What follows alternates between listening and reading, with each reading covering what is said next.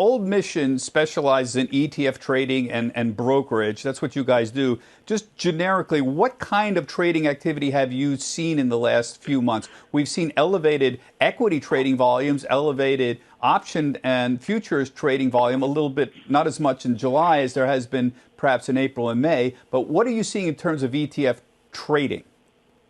Well, lately, we have seen more equity volume probably over the last month or so.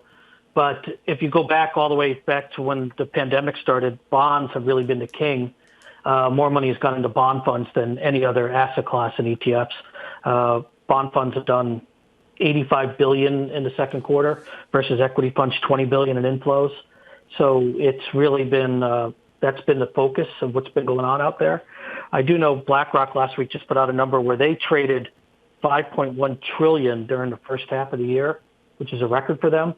So regardless of the product, you're seeing just record volumes all across the place.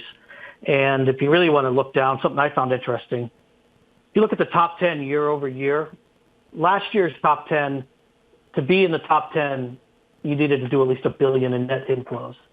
This year, the number 10 firm, which right now is Invesco, they've done over $3.5 billion.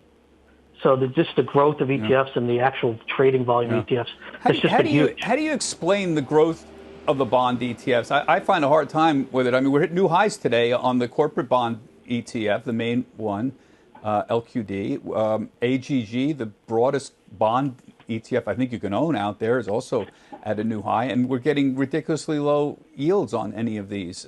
Is it because comparatively we still have yields and the rest of the world basically doesn't? I get this question all day long about the volumes in these things and the fact that it can't just be that the government is buying corporate bonds. It's broader than that, right?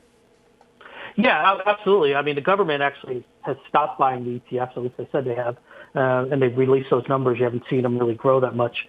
But the AGG is closing in on $80 billion of assets under management. It's amazing. It's not only it's higher than before the pandemic, and it's at a record high.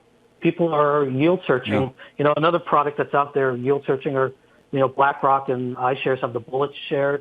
BlackRock has the I bonds, and Invesco has the bullet shares, which are, maturity funds where they can build a laddered portfolio. And those are seeing record inflows also.